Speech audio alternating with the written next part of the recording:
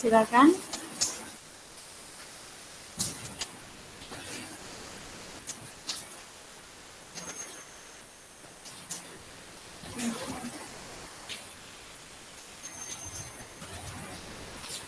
Trial.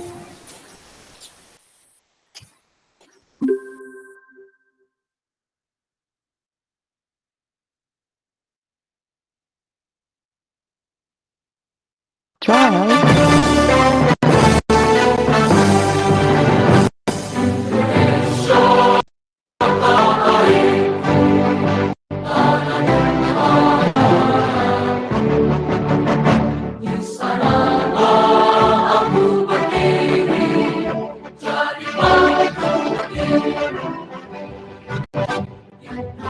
Trial.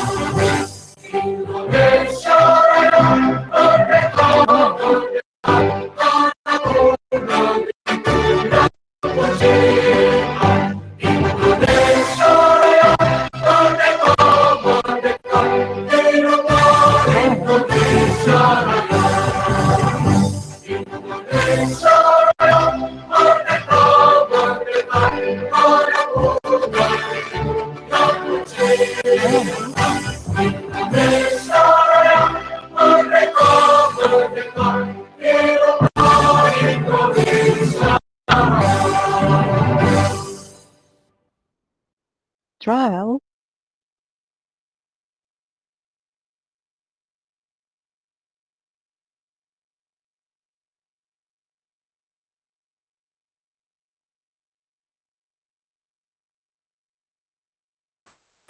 Terima kasih. Untuk acara selanjutnya itu sambutan dari DPL, Dosen Pembimbing Lapangan kelompok KKN 75.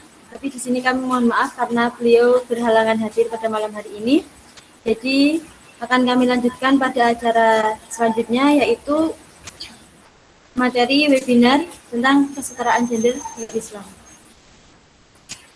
Sebelum lanjut kepada moderator, saya selaku pembawa acara mohon maaf apabila ada kesalahan. Saya akhiri, wassalamualaikum warahmatullahi wabarakatuh.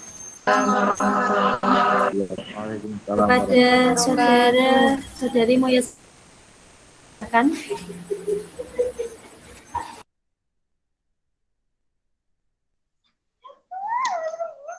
Baik, terima kasih saya sampaikan kepada pembawa acara. Bismillahirrahmanirrahim. Assalamualaikum warahmatullahi wabarakatuh. Waalaikumsalam warahmatullahi wabarakatuh. Nah, sebelumnya perkenalkan teman-teman, saya Muyassaratul Fuadah sebagai moderator yang akan menemani teman-teman semua pada acara webinar kali ini. Sebelumnya, mari kita sapa dulu ya pemateri kita pada malam hari ini. Mbak Syifa udah join ya? Mbak Syifa. Halo, sudah join. Sehat, Mbak? Sehat. Mbak Syifa bisa dong menyapa teman-teman webinar kali ini. Halo semuanya, ini dari kalangan mahasiswa semua ya? Atau dari mana? Iya Kak, mahasiswa. Luar biasa.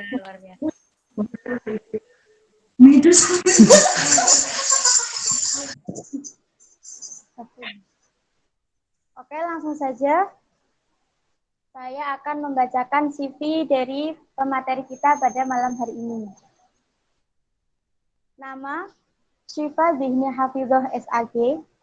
Tempat tanggal lahir Cirebon 23 November 1996. Alamat Dusun 2, RT 001, RW 005, Desa Sedong Kidul, Kecamatan Sedong, Kabupaten Cirebon.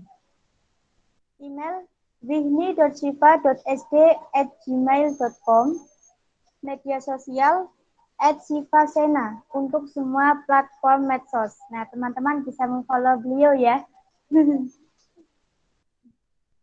Kemudian riwayat pendidikan formal. Pertama, SDN 1 Sedong Kidul Cirebon, MTS Negeri Karangsembung Cirebon, Manbuntet Pesantren Cirebon, S1 UIN Syarif Hidayatullah Jakarta, Fakultas Usuluddin jurusan Ilmu Al-Quran dan Tafsir, dan S2 UIN Syarif Hidayatullah Jakarta, Fakultas Sekolah Pascasarjana jurusan Pengkajian Islam. Kemudian pendidikan non-formal, Pondok Pesantren Al-Anwar Putri Pesawahan Cirebon, dan Madrasah Diniyah Awaliyah Al-Mu'awanatul Falah. Pengalaman organisasi, 1. Ketua Jabatan Forum Silaturahim Buntet Pesantren atau Forsila BPC Jakarta Raya. 2. Ketua Divisi Syarhil Quran dalam organisasi Himpunan Qori dan Qoriah Mahasiswa UIN Jakarta. Ketua Bidang Sosial Kepesantrenan IPPNU PC Kota Tangerang Selatan. Sekretaris Bidang Sosial Agama Himpunan Mahasiswa Cirebon Jakarta Raya. Bidang Hubungan Internasional Pimpinan Pusat Ikatan Pelajar Putri Nahdlatul Ulama. Komisi 5 Bidang Informasi dan Publikasi Senat Mahasiswa UIN Syarif Hidayatullah Jakarta. Sekretaris Lembaga Zamroni Institute PMII Cabang Ciputat. Secretary of Santri Detmasi Academy OIC Youth Indonesia. Kemudian prestasi. Juara 1 tingkat nasional Al-Arabiyah Lil Funun cabang Musabaqah Syarhil Quran. Juara 3 tingkat provinsi Jawa Barat lomba Syarh Al-Quran. Juara 1 tingkat wilayah 3 Cirebon cabang lomba Musabaqah Syarhil Quran. Juara 3 tingkat wilayah 3 Cirebon dalam lomba Cerdas Cermat Al-Quran. Juara 2 tingkat Kabupaten Cirebon lomba MTQ cabang Musabaqah Syarhil Quran. Dan juara 1 tingkat Mantika Cirebon dalam penghargaan siswa terbaik Kemenak Madrasah Aliyah Buntet Pesantren Cirebon. Pengalaman kerja sebagai tim medis TKS atau tenaga kerja sukarela Kementerian Ketenagakerjaan Republik Indonesia. Wah, dilihat dari CV beliau, udah jelas ya beliau itu banyak prestasinya dan pengalamannya itu udah luar biasa. Nah, teman-teman langsung saja kita mulai webinar pada malam hari ini. Kepada beliau Mbak Syifa Zihni Hafidhah, dipersilahkan. Baik, terima kasih Dek Muyasaroh. Biasa dipanggil apa nih? Muyas?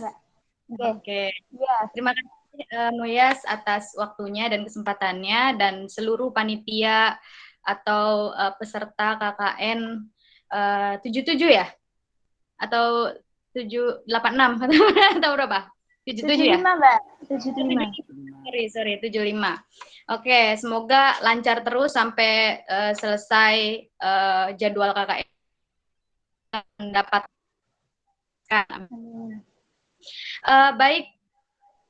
Bismillah. Assalamualaikum warahmatullahi wabarakatuh. Waalaikumsalam warahmatullahi wabarakatuh. Bismillah, alhamdulillah, wassalamualaikum Rasulillah wa ala alihi wa sahbihi wa mawalah, amma ba'd. Yang saya hormati saja dosen pembimbing lapangan KKN Kusina, yang saya hormati juga seluruh peserta atau teman-teman KKN yang masih semangat di jam-jam rawan ngantuk ya. Semoga terus semangat dan sehat selalu semua untuk para peserta diskusi ya. Kalau saya bilang ini tuh lebih ke sharing dan nanti kita ada dialog interaktif aja lebih banyak. Karena berbicara soal gender ini adalah pembicaraan menyoal kita sehari-hari ya. Kita mengalaminya, kemudian kita merasakan problematikanya, kita merasakan keresahannya mungkin, dan saya harap teman-teman di sini memiliki keresahan yang sama, memiliki semangat yang sama untuk sama-sama menyuarakannya. Baik teman-teman, saya udah kirim ya, oke udah di slide, keren banget panitia. Oke ya, langsung aja.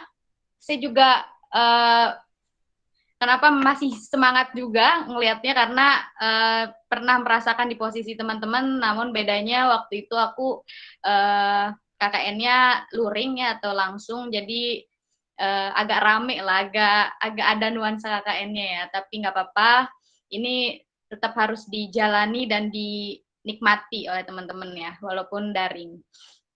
Oke, bicara soal gender teman-teman, hari ini kali ini saya Syifa di sini akan bicara soal Islam dan kesetaraan gender. Udah Islam, kesetaraan gender lagi ya, agak berat tapi memang ini tugas dari teman-teman panitia, jadi saya harus saya harus bahas ya.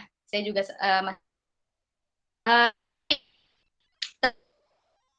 yang harus teman-teman pahami tentu saja, sebentar. Oke, aku adjust dulu. Miring aja kali ya. Oke ya. Sorry. Halo, masih connect ya?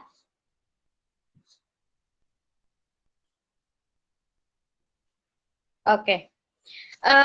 Teman-teman sekalian, berbicara soal gender tentu saja yang pertama-tama harus teman-teman pahami adalah kadang kita ini suka terkecoh antara gender dan seks. Kadang ada yang memahami gender itu seperti halnya jenis kelamin, ada yang artinya ada yang masih memiliki pemahaman yang keliru lah. Nah, di sini gender ini teman-teman harus paham bahwa gender ini berbeda dengan seks. Kalau seks adalah yang berbentuk dengan jenis kelamin, kemudian marwah yang menempel di dalam di dalam perempuan dan laki-laki tersebut. Jadi misalnya kalau seks itu contohnya sudah pernah tahu situasi seperti ini, tapi di sini saya ingin mengulang saja bahwa seks ya, nampaknya ada yang bocor, oke. Seks dan gender ini dua hal yang berbeda teman-teman. Jadi kalau kalian ditanya mengenai seks, yaitu memang berhubungan dengan jenis kelamin, kemudian untuk perempuan melahirkan, menyusui, kemudian untuk laki-laki tumbuh jakun, atau kumis, jenggot, dan lain-lain. Nah, kalau bicara soal gender, ini adalah lebih kepada tupoksi dari si seks ini. Jadi si laki-laki dan perempuan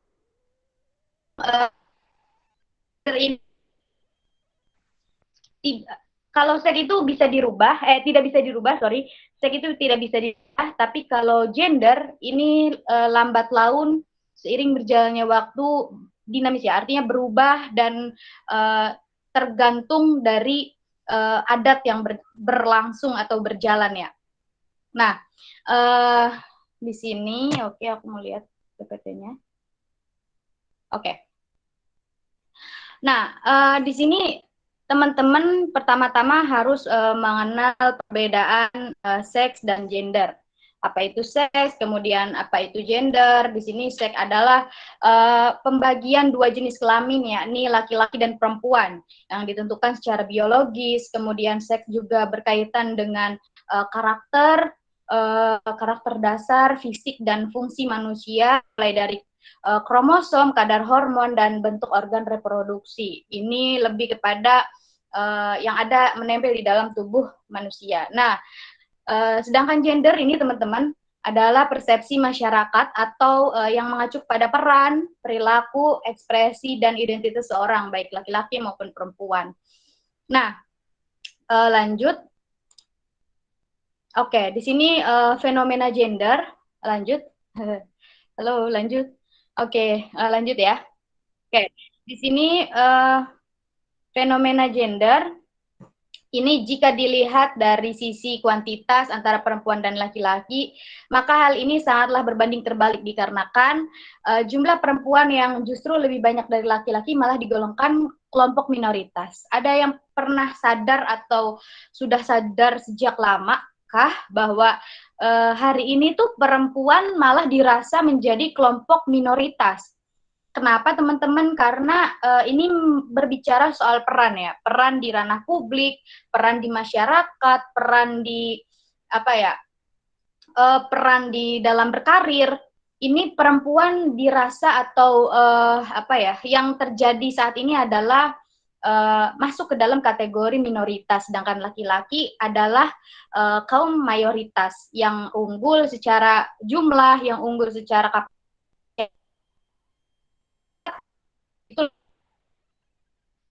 Padahal teman-teman, jika kita berbicara jumlah, ya bahwa di kitab-kitab juga banyak disebutkan bahwa di bumi ini laki-laki ini 1:9 dari perempuan.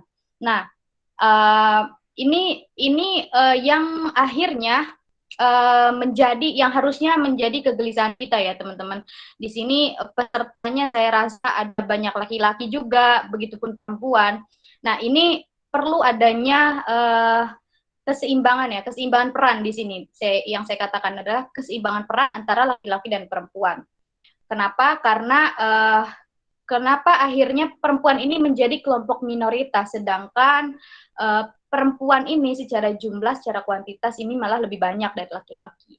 Nah, kemudian akhirnya muncullah teori patriarki, teman-teman, atau laki-laki yang mendominasi dari mendominasi di masyarakat ya. Kenapa bisa demikian? Karena mungkin hari ini di desa-desa atau di kawasan rumah teman-teman dan di kawasan rumahku juga tentu saja itu kalau kita perhatikan ya, ini kalau peran perempuan itu lebih sedikit dibanding peran laki-laki. Contohnya misalnya kegiatan keagamaan. Silakan perhatikan teman-teman, renungkan bahwa semua yang berbau atau kegiatan yang bersifat keagamaan itu kebanyakan dipimpin laki-laki. Itu tentu dong sudah disyariatkan di dalam agama karena contoh misalnya dalam sholat, jika ada laki-laki maka yang imamnya harus laki-laki dong, jangan sampai perempuan ya kan. Nah tentu saja dalam kegiatan-kegiatan misalnya ada juga perempuan ini sunnah untuk sholat berjamaah, malah lebih dianjurkan untuk sholat di rumah. Sedangkan laki-laki malah lebih baik sholat berjamaah atau maksud saya pergi ke masjid ya dalam hal ini. Nah, ada juga kegiatan laki-laki misalnya sholat Jumat, tapi perempuan tidak dianjurkan untuk sholat Jumat. Terus ada lagi di dalam agama ini ada perbandingan jumlah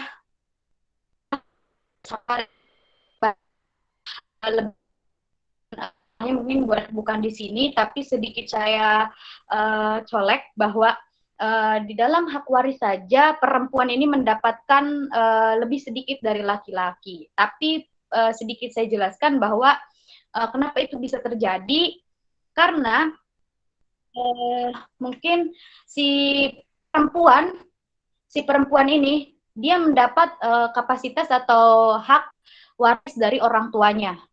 Tapi pun walaupun dia lebih sedikit dari saudara laki-lakinya, tapi dia juga punya hak untuk mendapatkan warisan dari suaminya kelak.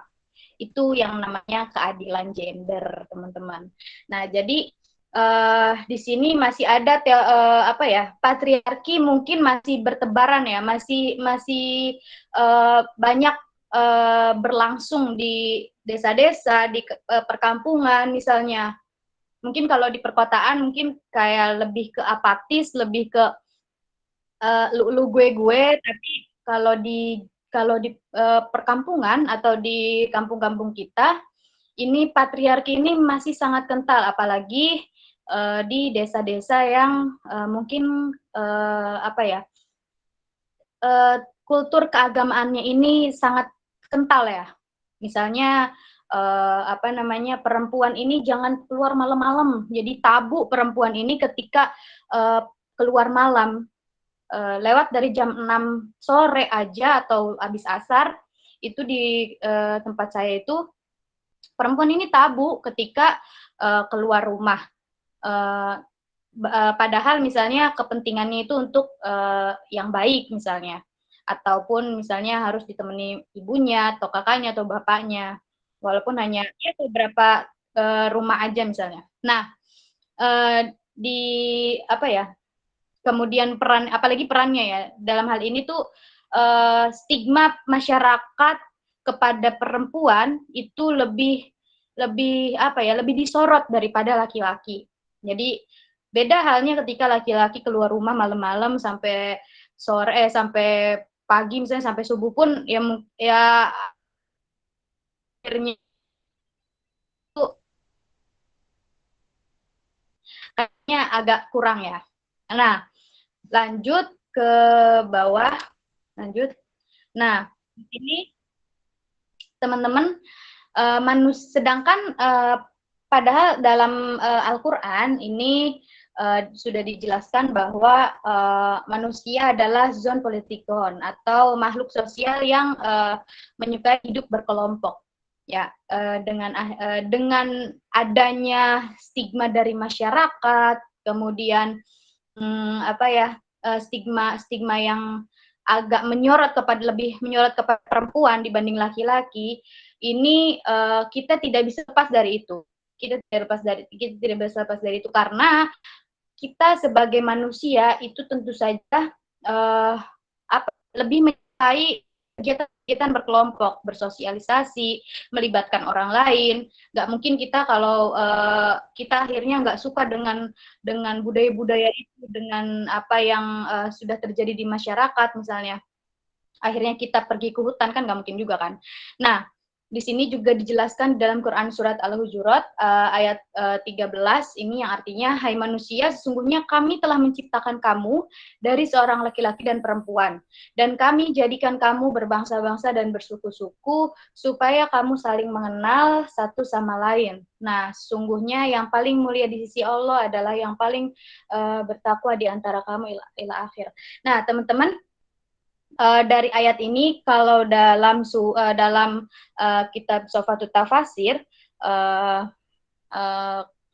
karya Syekh Imam Ali As-Sobuni, ini yang dimaksud dengan menciptakan kamu dari seorang laki-laki dan perempuan, ini dijelaskan adalah maksudnya asalnya dari Nabi Adam dan Siti Hawa. Nah, dari kita bisa mencerna ya dari penjelasan ini aja, kenapa akhirnya kita tuh hidup harus berkelompok dan menerima apa yang terjadi di masyarakat, ya, yang sudah berkembang di masyarakat. Ini adalah karena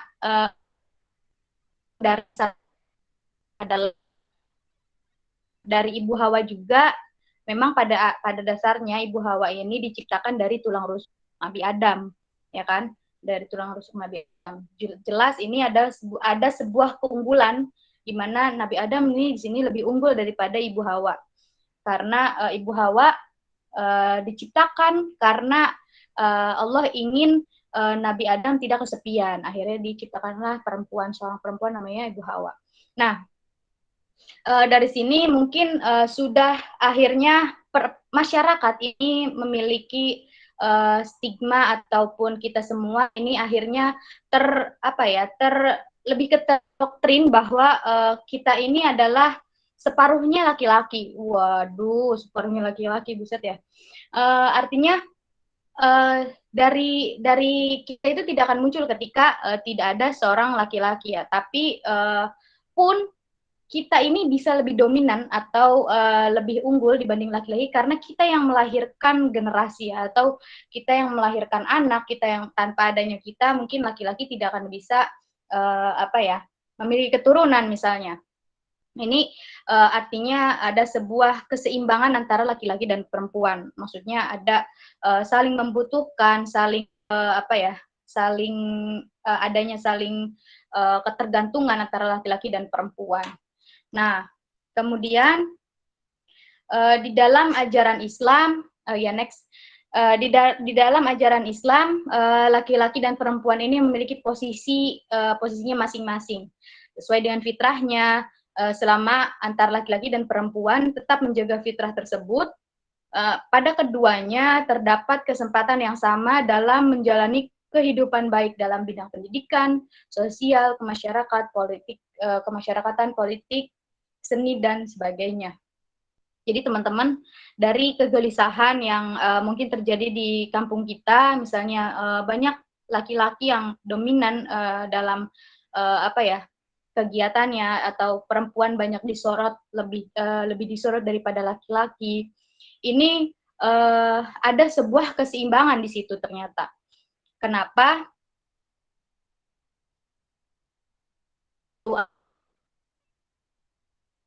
Sama setara, sejajar dengan laki-laki. Misalnya, laki-laki mimpin sholat Jumat.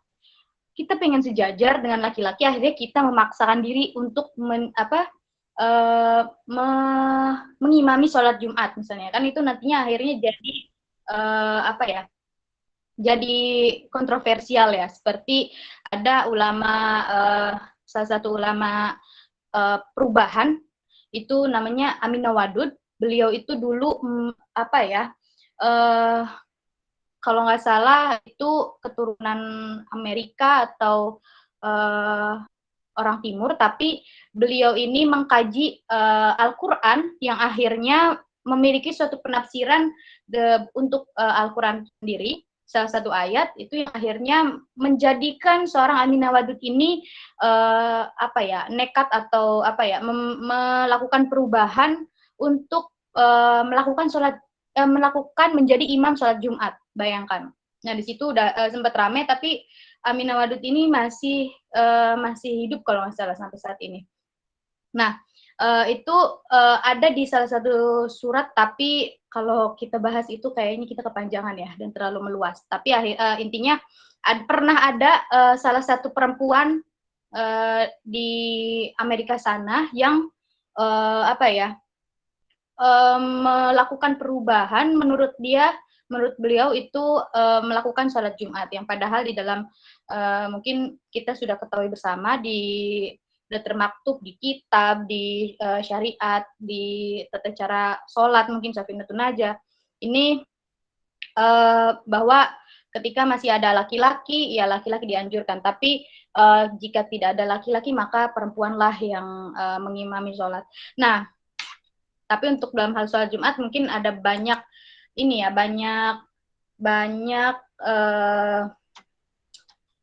aliran yang menganjurkan dan tidak menganjurkan. Nah, kemudian itu dalam hal keagamaan. Kemudian dalam hal bidang pendidikan, hari ini teman-teman jika disadari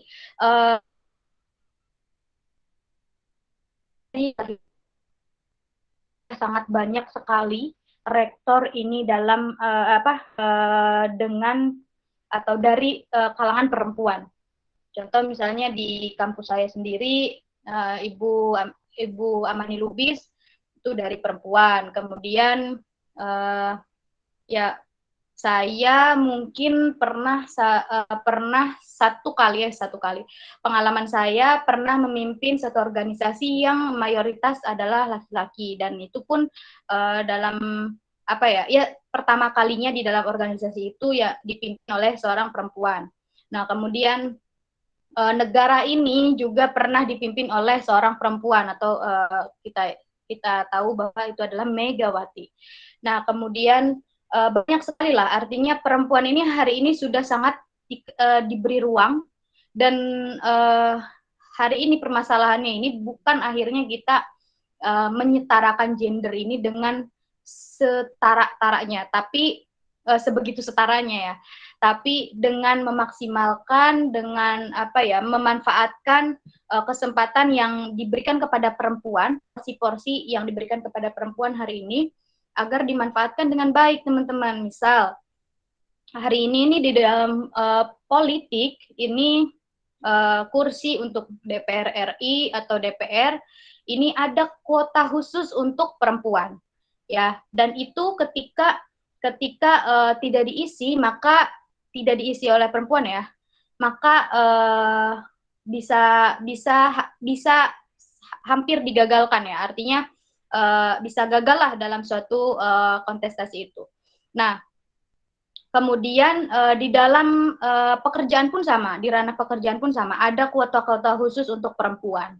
Nah, sudah seistimewa itu perempuan, sudah diangkat sebegitu setaranya perempuan, tapi permasalahannya apakah kita sebagai perempuan ini mampu tidak untuk memanfaatkan itu, memaksimalkan peran kita di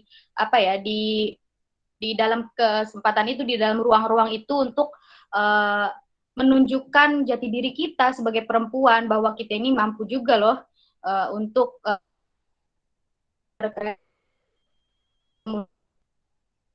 hari ini memperdebatkan dengan istilah dapur, sumur, kasur, itu udah zaman nenek moyang kita ya. Tapi hari ini yang dimaksud dengan kesetaraan gender, apakah teman-teman hari ini setelah lulus dari kampus bisa tidak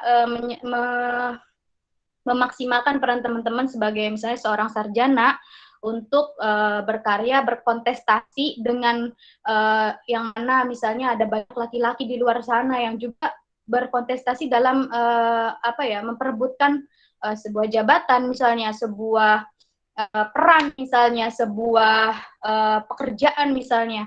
Jadi itulah yang dimaksud dengan kesetaraan hari ini ya teman-teman. Nah, lanjut. Kepanjangan ya saya.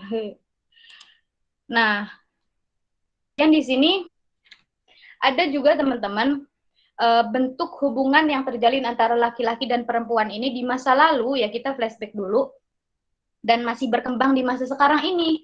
Nah, terdapat dua aliran pendapat yang hidup di tengah lingkungan masyarakat muslim, yaitu pertama, ini di mana posisi kaum laki-laki ini berada di atas kaum perempuan, seperti yang tadi saya sebutkan. Nah, yang kedua, posisi laki-laki dan perempuan adalah sama dan setara. Oke ya, jadi dalam hal ini, seperti tadi yang saya sebutkan, yang pertama ini ketika laki-laki berada di ada masanya, ada kalanya laki-laki ini ada di posisi di atas perempuan. Kenapa? Karena ini adalah sebuah keseimbangan. Jadi bukan berarti akhirnya perempuan selalu menjadi kaum nomor 2, tidak. Tapi dalam konsep keseimbangan hari ini, jadi ada porsi-porsi di mana laki-laki ini mengetuai kita sebagai perempuan. Contoh misalnya dalam rumah tangga, nggak bisa dong akhirnya karena kita perempuan sebagai kaum yang selalu menyuarakan kesetaraan gender misalnya. Akhirnya kita ambil alih, Mas atau A, atau misalnya Bang, hari ini kepala keluarganya adalah saya. Kan nggak mungkin dong teman-teman. Artinya ini mungkin terlalu ekstrim dan misalnya, jadi inilah yang dinamakan porsi-porsi dalam kesetaraan ya. Ada kalanya laki-laki ini menduduki sebagai ketua kita atau kepala rumah tangga misalnya. Nah, kemudian dalam hal imam sholat misalnya, kemudian dalam hal lain-lainnya, ini ada masanya di mana posisi kaum laki-laki ini berada di atas perempuan. Nah, kemudian ada juga posisi laki-laki dan perempuan ini adalah sama dan setara. Nah, ini sudah saya jelaskan bahwa setara di sini setara di sini artinya seimbang dalam ini ya, dalam berbagai hal, misalnya dalam perannya, kemudian hari ini juga kan perempuan banyak kan yang udah bisa ngangkat galon misalnya, ataupun perempuan juga banyak kok yang mengerjakan tugas-tugas laki-laki, dan banyak pula tugas perempuan yang dibantu oleh laki-laki, misalnya kayak tugas-tugas rumah tangga. Banyak juga kok perempuan yang dibantu oleh laki-laki atau laki-laki mengerjakan pekerjaan rumah tangga. Jadi ada hari ini nih udah zaman 2021 mau 2022, ini sudah tidak lagi sudah tidak lagi memperdebatkan bahwa perempuan harus beres-beres rumah doang, ngurus anak, bla bla bla, dan laki-laki sudah sepatutnya bekerja. Nah, hari ini sudah tidak begitu, teman-teman. Jadi hari ini sudah masanya di mana laki-laki dan perempuan ini berkolaborasi, mengelaborasikan apa yang kita punya, sehingga jadi suatu kemaslahatan, kemudian kenyamanan di dalam hidup. Itulah yang dimaksud dengan kesetaraan. Nah, mungkin langsung lanjut. Akhirnya kesimpulan. Di sini kesimpulannya adalah perempuan ini memiliki kemampuan yang luas, luar biasa, yang jarang dimiliki oleh laki-laki. Kemudian memperbolehkannya bekerja akan membuahkan kemaslahatan untuk masyarakat.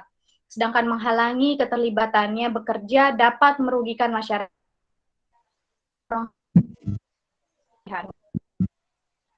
Pekerjaan yang dilakukannya hendaklah yang layak bagi perempuan, apalagi kalau itu memang spesialisnya perempuan, seperti menjadi bidan dan lain-lain. Maka pelanggaran terhadap hal tersebut adalah suatu yang keliru.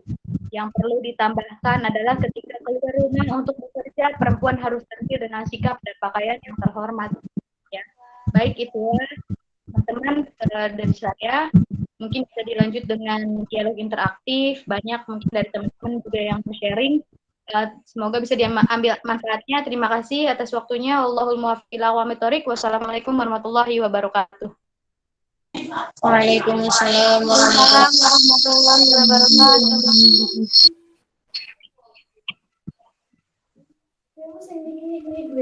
Ini siapa?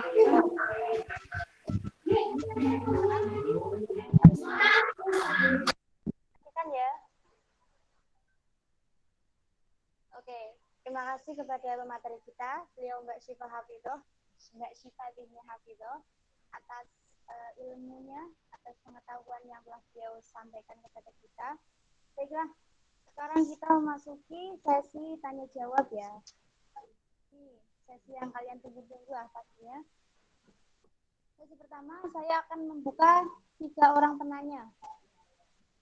Untuk teman-teman yang mau bertanya, silahkan mengaktifkan audionya. Silahkan. Saya izin bertanya, Kak. Atas nama di Sofian. Saya, Kak, atas namamu itu. Satu-satu dulu, ini yang AD. Monggo. Saya, Kak. Ya. Baik, terima kasih banyak atas kesempatannya.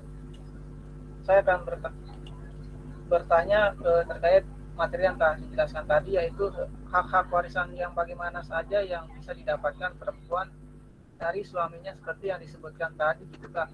Nah, yang kedua, bagaimana tips mengedukasi keluarga terdekat kita maupun tetangga sekitar kita yang menganggap perempuan tidak perlu mengenyam pendidikan tinggi, gitu, Kak. Yang tentu mungkin kita semua pernah mendengar di tetangga sekitar kita, gitu. Mungkin itu saja, Kak. Terima kasih banyak. Pertanyaan saya ada di kolom chat juga, Kak. Terima kasih banyak, moderator.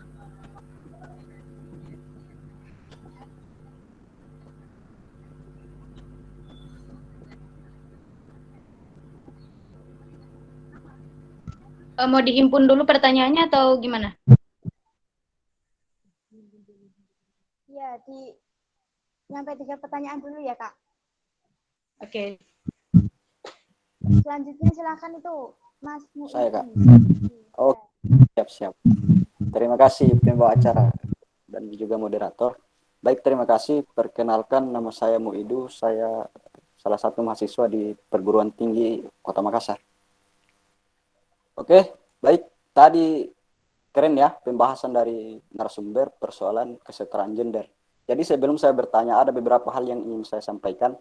bahwa saya sepakat dengan dialog ini atau webinar ini, redaksi kalimat yang digunakan atau redaksi kata yang digunakan dalam tema webinar ini yaitu keadilan gender.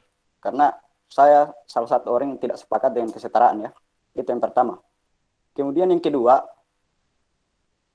di Islam kita tidak bisa pungkiri bahwa Islam adalah agama yang patriarki. Patriarki dalam artian pembatasan terhadap perempuan. Itu yang kedua. Kemudian yang terakhir, pembahasan kesetaraan gender itu selalu condong ke perempuan. Kenapa tidak kebanyakan membahas persoalan laki-laki? Itu yang menjadi pertanyaannya. Kemudian pertanyaan selanjutnya adalah, ini pertanyaan saya sederhana narasumber, namun agak menguras pikiran sedikit. Pertanyaan saya adalah, apa yang melandasi perempuan selalu menuntut kesetaraan gender? Padahal rata-rata perempuan yang menuntut kesetaraan gender adalah perempuan yang tidak memenuhi kewajibannya, tapi mereka menginginkan haknya agar dipenuhi.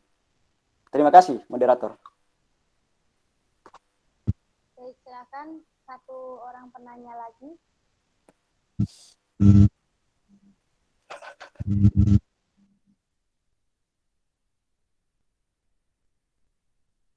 Cek, masih ada yang mau bertanya? Kalau tidak, saya langsung serahkan ke narasumber. Satu lagi. Muhimmatul Ulia ini dari chat. Bagaimana cara mengatasi stigma buruk masyarakat terkait wanita yang pulang malam? Apakah kita berhak untuk berbicara jika dirasa kita minoritas dalam lingkungan tersebut? Apa langkah dan upaya turut serta mengubah stigma dan pola pikir masyarakat tersebut? Ini dari Muhimmatul Ulia. Masih join nggak sih?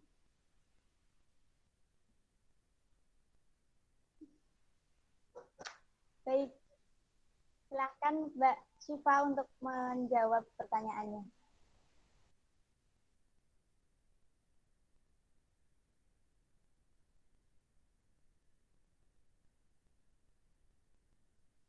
Mohon maaf, Mbak Syifa masih di itu suaranya.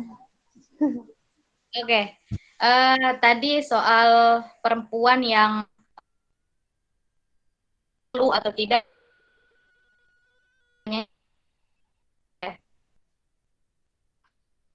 Oke, bagaimana cara mengatasi stigma buruk masyarakat terkait wanita yang pulang malam? Oh, bukan ya, yang ini yang pertama ya. Bagaimana mengedukasi keluarga terdekat kita maupun tetangga masih menganggap peran perempuan tidak perlu menyembunyikan tinggi hak warisan yang bagaimana yang bisa Oke. Ini pertanyaan pertama ini soal hak waris dan soal perempuan yang sekolah tinggi ya. Jadi mungkin barangkali hari ini masih terjadi di di teman-teman yang mana tetangga atau bahkan keluarga kita pun menganggap bahwa udahlah nggak usah kuliah tinggi-tinggi, buat apa nanti juga kamu ujung-ujungnya jadi ibu rumah tangga, atau buat apa nanti misalnya kayak gitu. Nah itu mungkin hari ini perlu dimodernisasikan ya, stigma-stigma seperti itu, atau bisa lewat misalnya tadi Mas tadi yang bertanya bisa memberikan pemahaman yang yang terbuka lah, artinya lebih kepada menjelaskan bahwa dengan pelan-pelan bahwa orang yang mungkin barangkali teman-teman di sini ada yang tidak kuliah misalnya, bahwa memang yang gelar atau ijazah yang mungkin besok atau barangkali hari ini kita punya itu bukan satu-satunya alat atau alasan akhirnya kita menjadi sukses ya untuk besok misalnya kita sukses. Tapi barangkali dengan langkah yang kita lakukan hari ini, dengan kita kuliah tinggi, dengan kita apa ya, dengan kita mengenyam pendidikan yang lebih tinggi dari teman-teman kita yang lain yang tidak kuliah misalnya, ini akan menjadi jembatan yang lebih mudah untuk teman-teman meraih kesuksesan. Karena teman-teman kalau kita bicara sukses atau kesuksesan ini itu sangat apa ya, sangat ada masing. Barometer kita ini tergantung pada definisinya, ini tergantung pada kita yang punya. Misalnya hari ini saya misalnya hari ini sedang S2 dengan orang yang hari ini belum kuliah sama sekali misalnya. Hari ini saya belum merasa sukses, dan barangkali orang yang sudah tidak kuliah atau sudah lulus SMA akhirnya bekerja dan punya banyak uang, mereka menganggap bahwa dirinya sudah sukses. Jadi definisi kesuksesan hari ini atau yang keluarga kalian punya atau yang tetangga kalian pikirkan itu akhirnya bukan apa ya, satu-satunya langkah yang harus dipikirkan gitu. Jadi kalau mau kuliah, kuliah aja. Kalau mau, jadi definisi atau barometer kesuksesan ini tergantung kepada kembali kepada kita masing-masing gitu. Jadi misalnya masnya nanti suatu saat punya anak dan akhirnya pengen menyekolahkan anaknya lebih tinggi dari bapaknya, misalnya bapaknya masnya hari ini sedang S2 di Turki atau di Amerika misalnya. Mungkin takaran kesuksesan masnya nanti suatu saat akan berpikir bahwa anak saya harus lebih sukses dari saya gitu. Anak saya harus lebih sukses dari saya, yang artinya anak saya harus lebih dari saya. Lebih dari misalnya kalau masnya kuliah S2, ya anak saya harus S3. Itulah yang dimiliki stigma dari seorang tua ya. Orang tua yang apa ya, mendorong anaknya menuju kesuksesan. Nah, barangkali misalnya tetangga-tetangga, teman-teman yang memiliki stigma seperti itu, yang keluar narasinya seperti itu dari mulutnya misalnya, buat apa kuliah tinggi-tinggi, nanti juga ujung-ujungnya jadi ibu rumah tangga misalnya, seperti itu. Mungkin itu masih belum, pikirannya belum terbuka, mindsetnya belum maju, dan berbeda barometer kesuksesannya dengan konsep kesuksesan yang kita punya. Ya. Nah, terus konsep waris tadi apa katanya? Yang kedua itu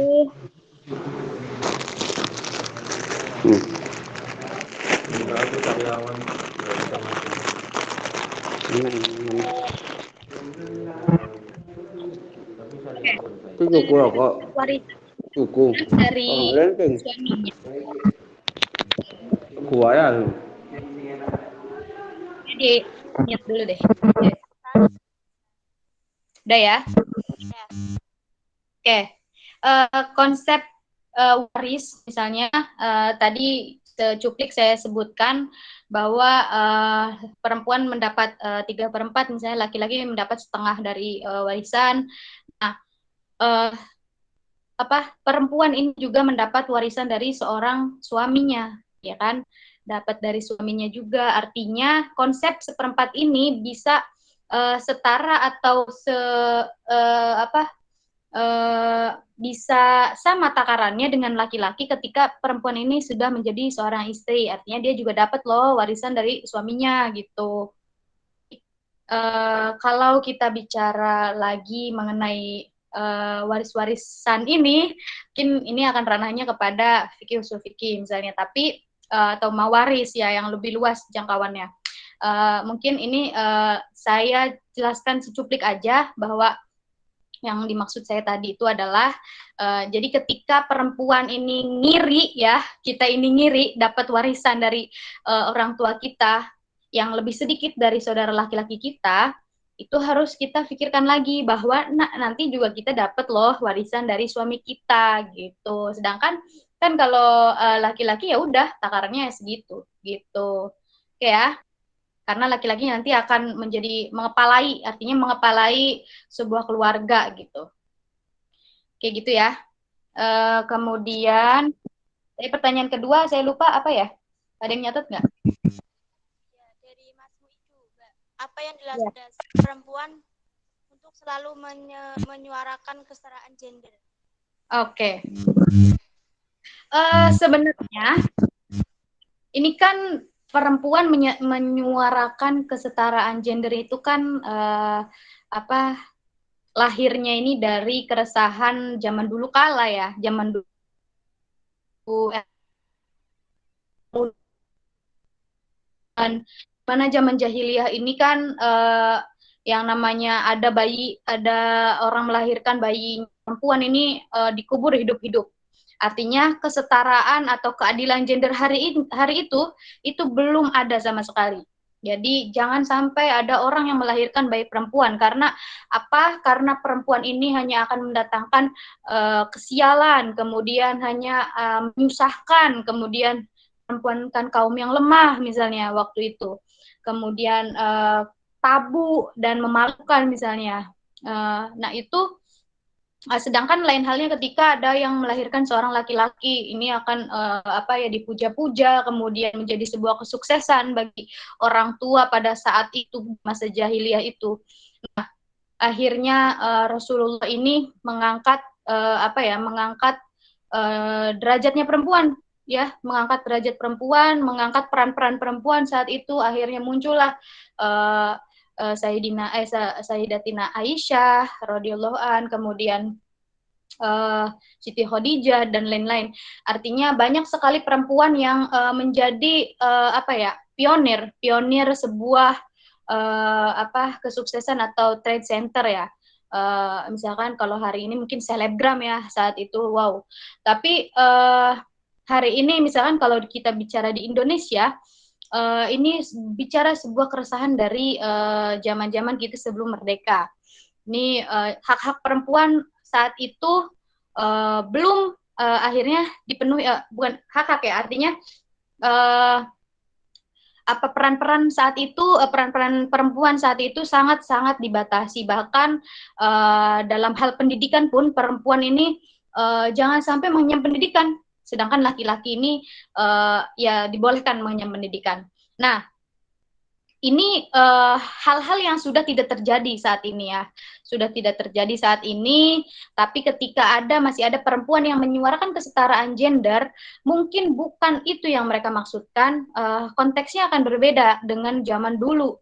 Zamannya jahiliyah juga berbeda konteksnya dengan zaman di Indonesia, zaman sebelum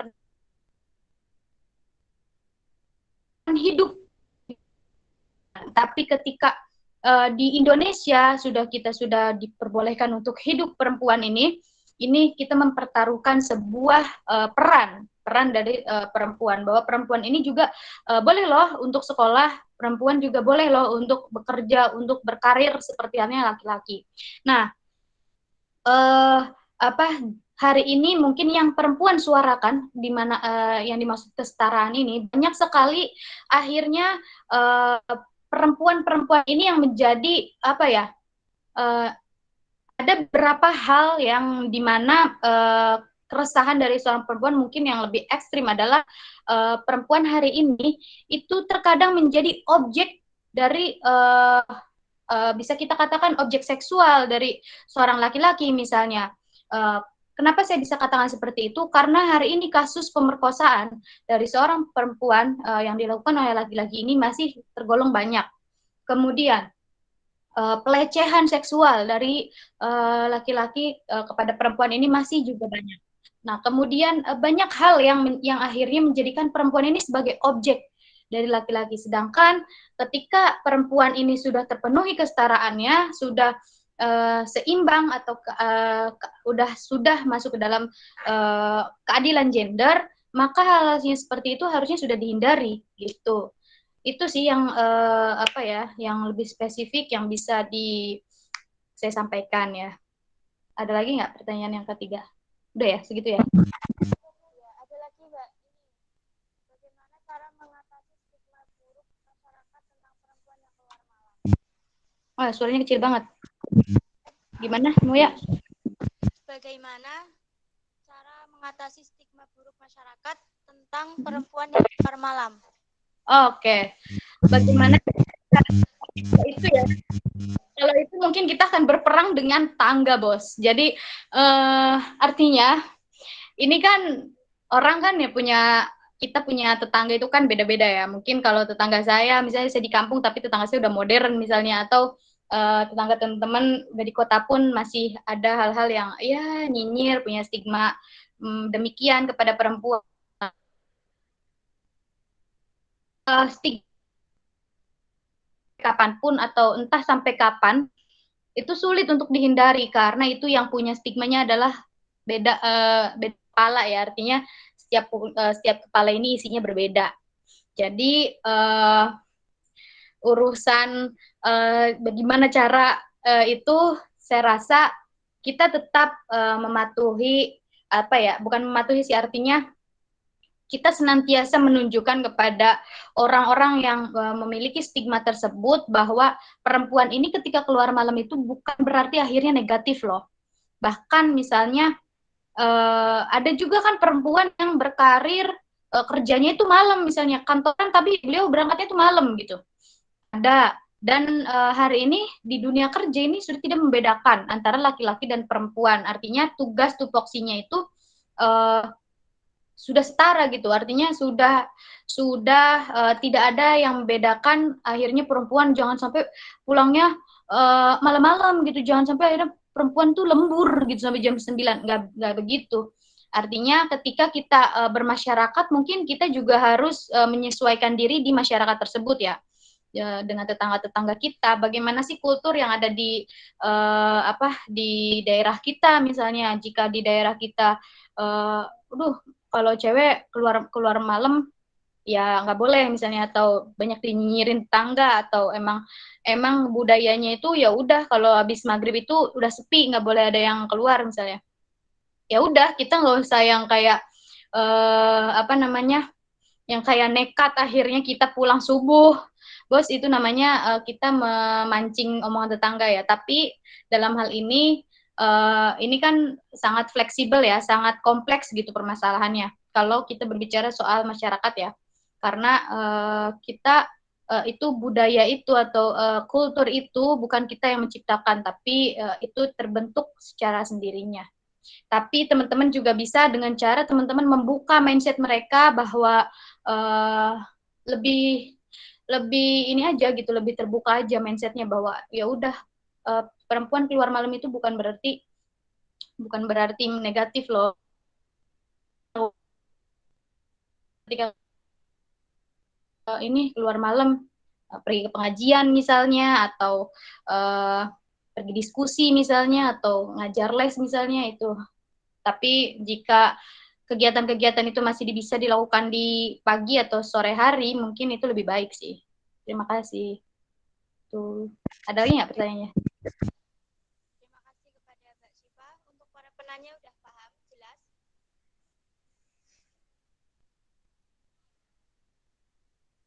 Baik, Ada lagi pertanyaannya? Untuk 2 orang penanya, silakan mengaktifkan audionya. Jangan lewat chat ya.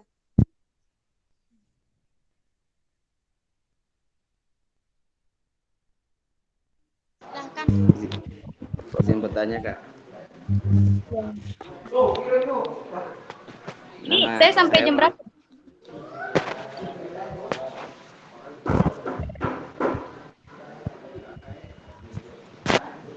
Ya, lanjut.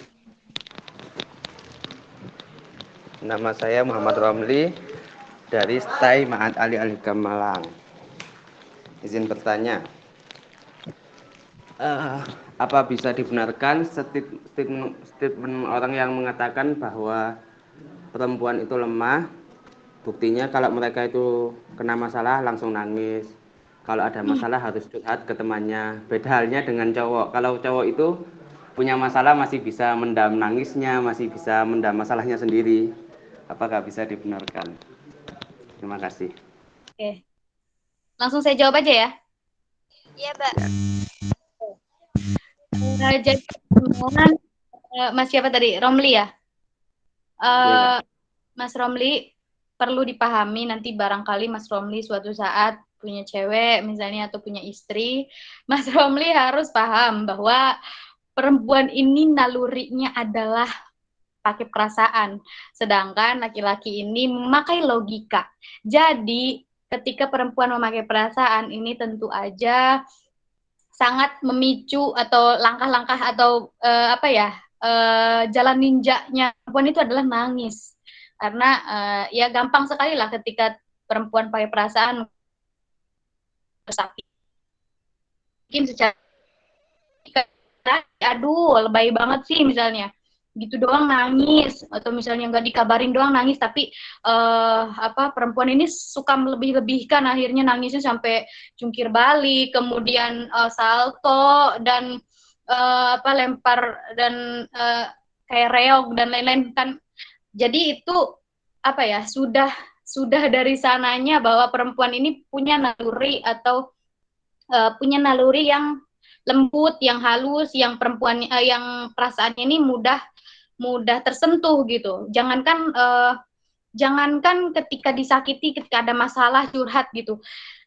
Perempuan itu nonton drakor aja tuh nangis, Pak. Jadi harus dipahami sama Pak Romli bahwa perempuan ini jangankan disakiti, nonton drakor aja tuh nangis, ya kan?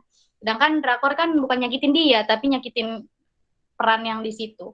Gitu ya Pak Romli. Jadi sangat perlu di ini. Jadi ketika nanti Pak Romli punya istri yang akhirnya istrinya gampang nangisan gitu, ya jangan akhirnya distigmakan, aduh ini banget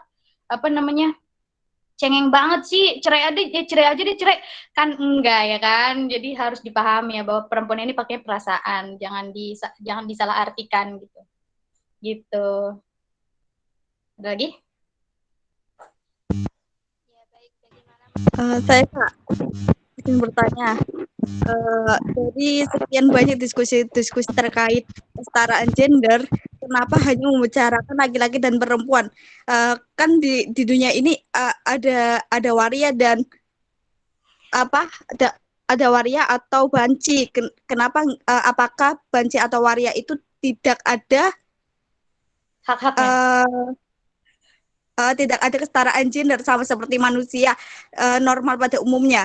Satu lagi sekalian ya Kak. Oke. Jika kesetaraan itu membuat peran, apakah akan memicu gerakan-gerakan baru kelompok laki-laki untuk menyuarakan keadilannya sebagai seorang laki-laki? Namanya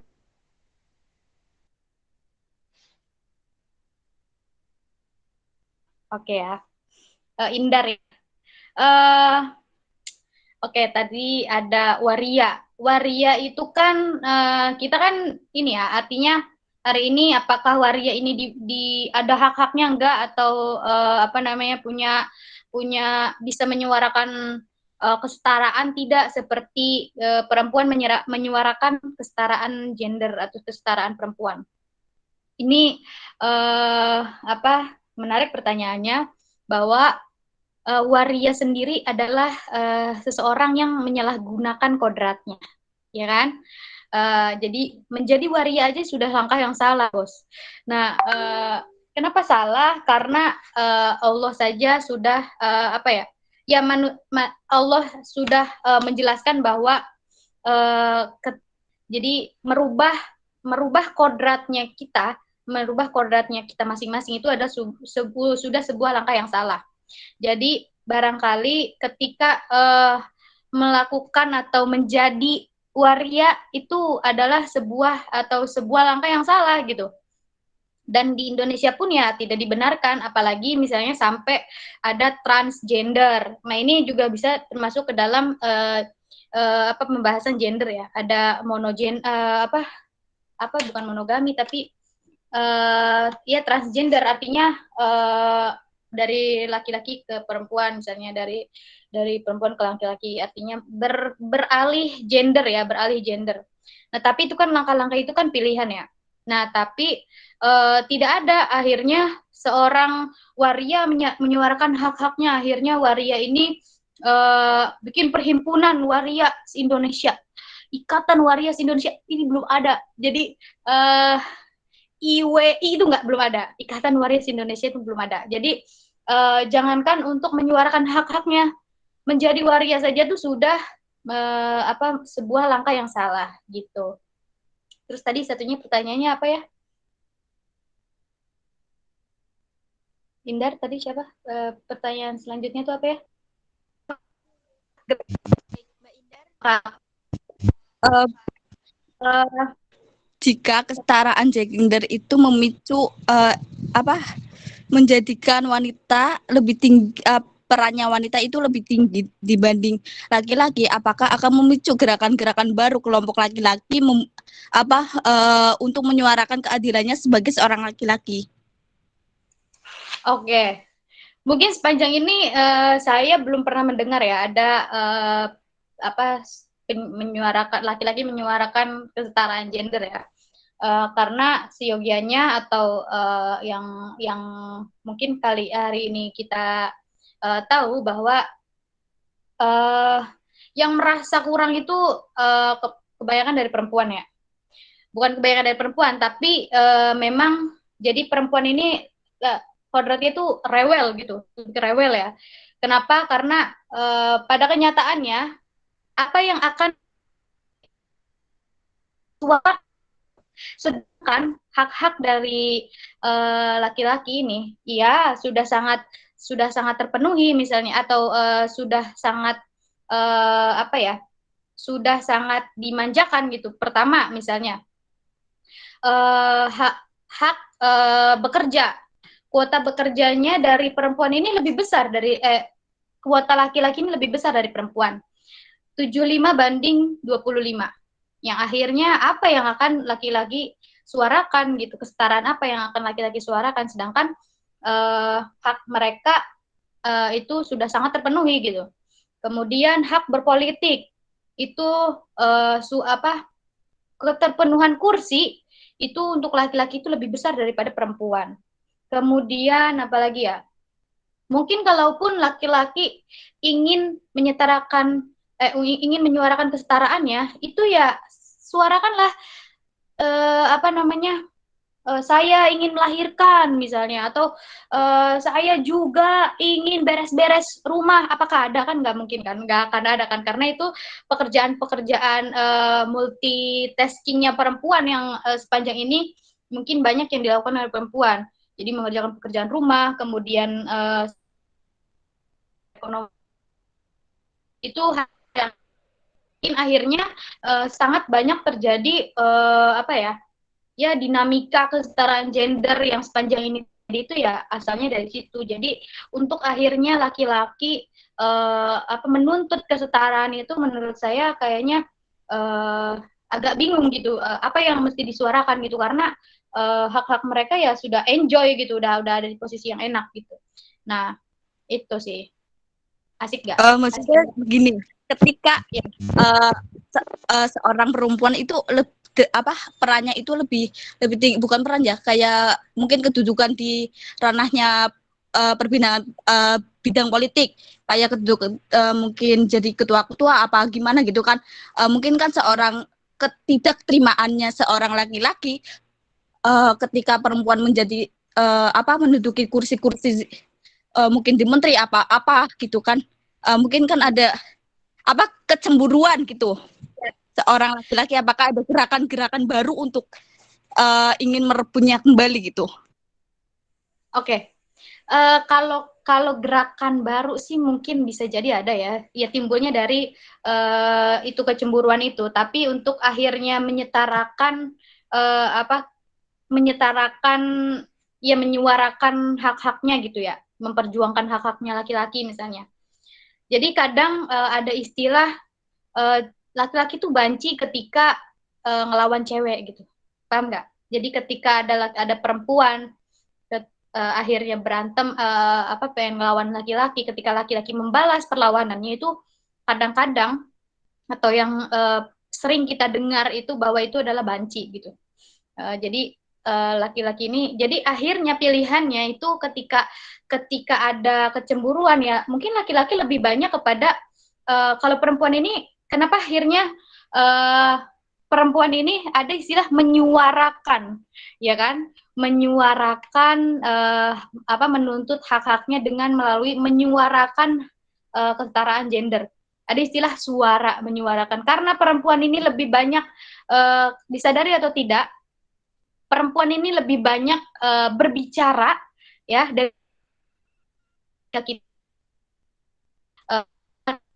kami hal-hal misalnya ada kecemburuan.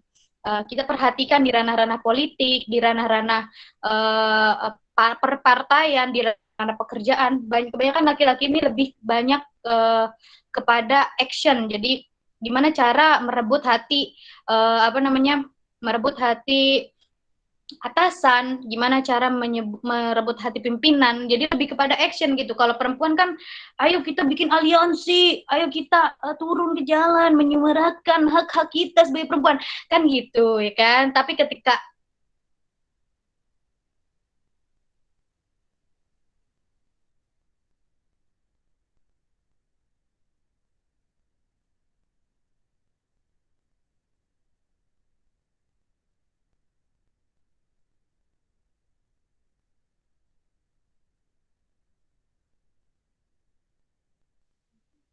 Baik, ini mungkin dari pemateri ada kendala sinyal ya. Untuk teman-teman silakan nih mengisi link absensi ya, jangan lupa. Sudah.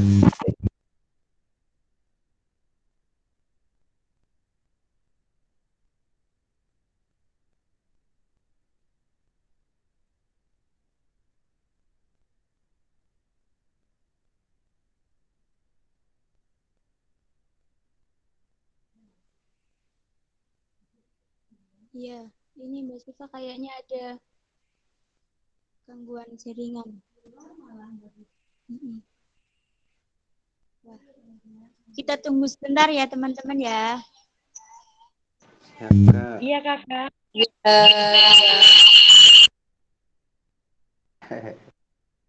Iya kakak.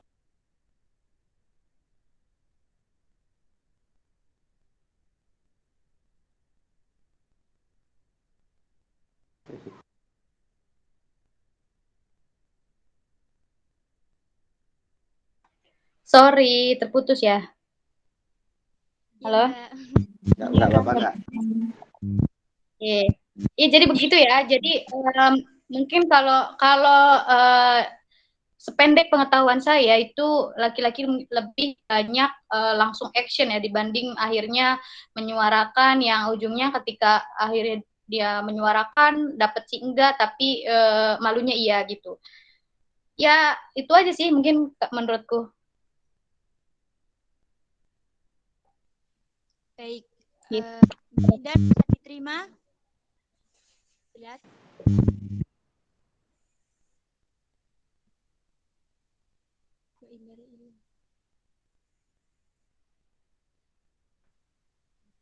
Baik teman-teman, udah jelas semua ya?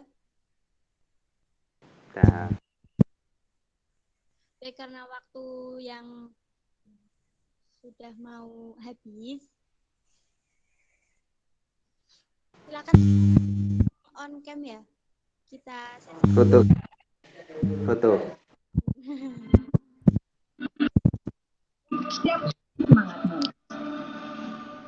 Halo, selamat malam Kak. Ini pertanyaannya masih dibuka nggak ya? Boleh.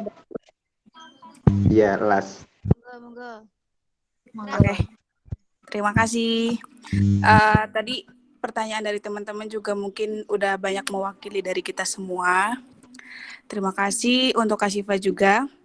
Nah, di sini saya mau bertanya, simple doang sih sebenarnya. Apakah kesetaraan gender di Indonesia itu sudah dikembangkan? Kemudian sulit nggak sih untuk direalisasikan? Dan itu kalau misalkan sulit, bagaimana? Sebelumnya saya mohon maaf nggak bisa on cam Kak, karena ada beberapa kendala. Terima kasih. Assalamualaikum. Oke. Terima kasih. Pertanyaannya Izmi menarik ya. Tadi pertanyaan pertama apa?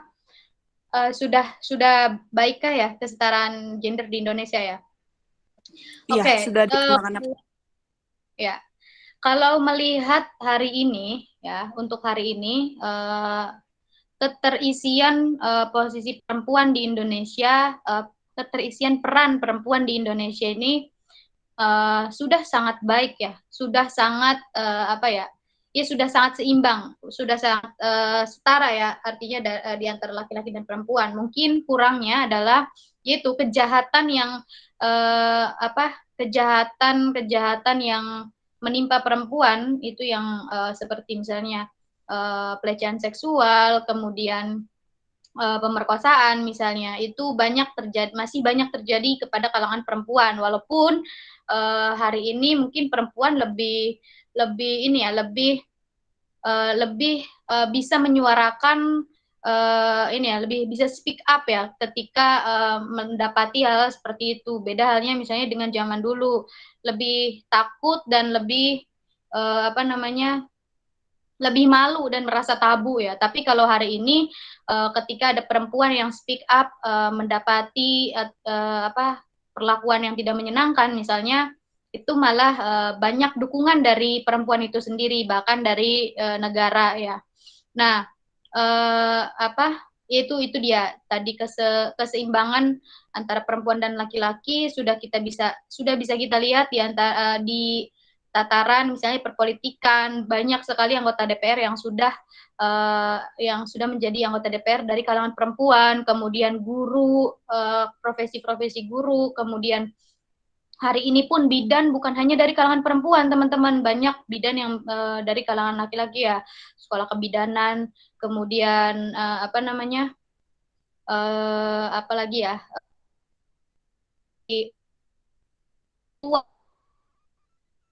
memiliki jabatan di pusaran Indonesia ya khususnya, ini banyak sekali ketua yang berasal dari perempuan, bahkan ketua yang seharusnya dari misalnya yang umumnya dari kalangan laki-laki ini bisa diisi oleh kalangan perempuan, misalnya contoh PMII ya yang terdekat misalnya.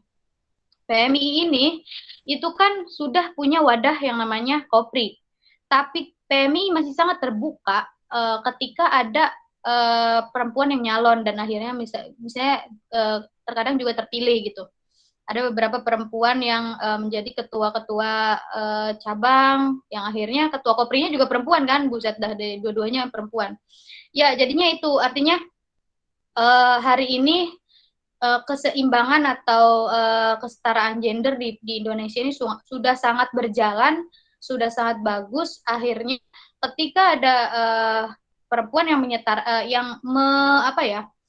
menyuarakan kesetaraan, itu ada konteks lain yang dia perjuangkan gitu. Bukan lagi memperjuangkan tentang pendidikan, bukan lagi memperjuangkan tentang bertahan hidup misalnya.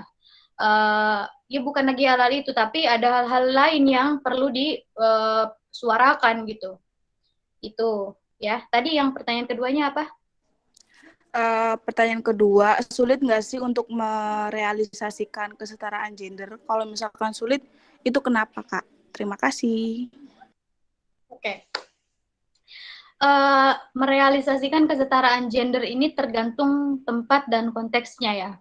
Tingkat kesulitannya juga sangat relatif gitu. Misal kita menyuarakan kesetaraan gender di kampung, di daerah kawasan yang sangat kental patriarkinya, sangat kental dengan budaya laki-laki is the best, laki-laki on top, laki-laki number one gitu.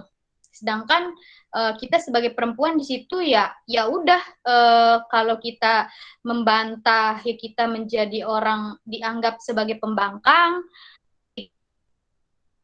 ketika yang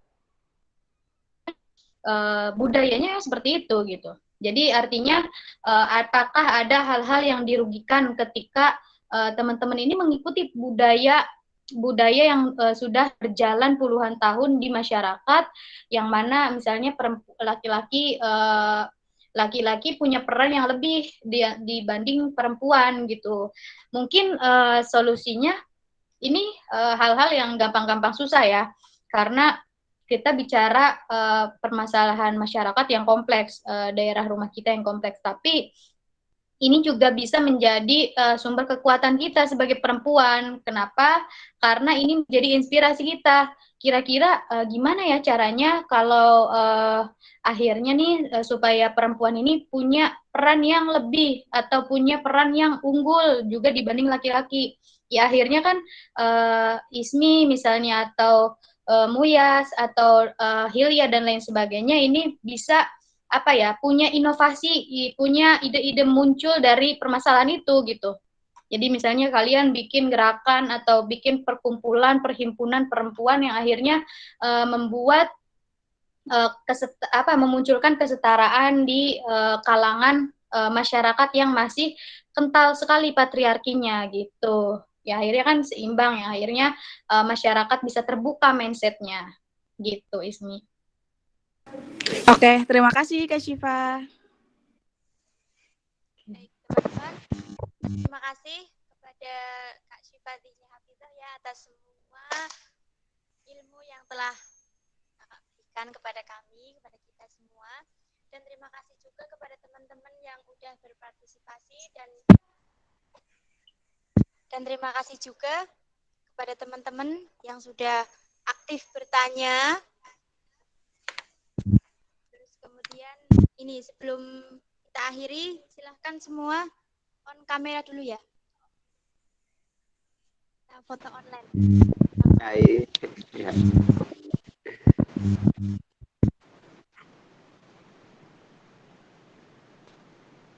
Kayaknya gimana, Kak?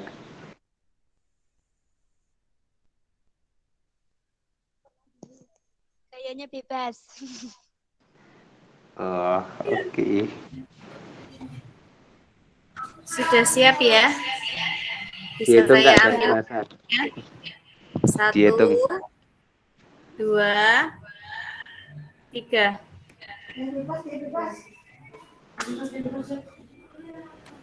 Katanya ini ada yang minta gaya bebas, Kak. Boleh gaya bebas lah. Oke. 1, 2, 3. Ya, terima kasih banyak. Ya, sama. Terima kasih. Marilah kita akhiri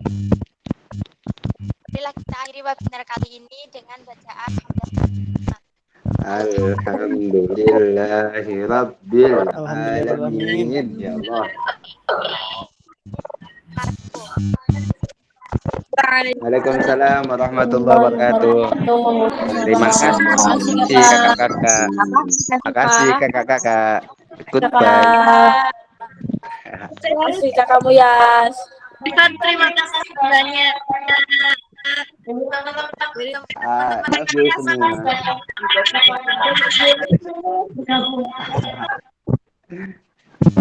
Goodbye.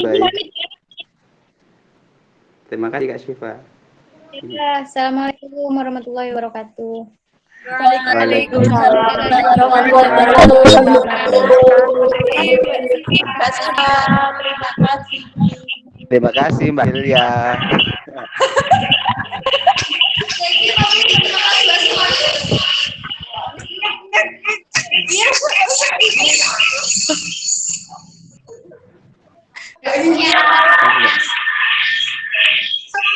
Terima kasih buat semuanya.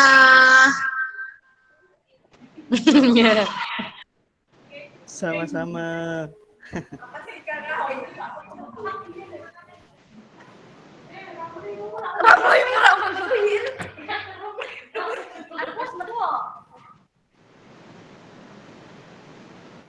Oh, sih.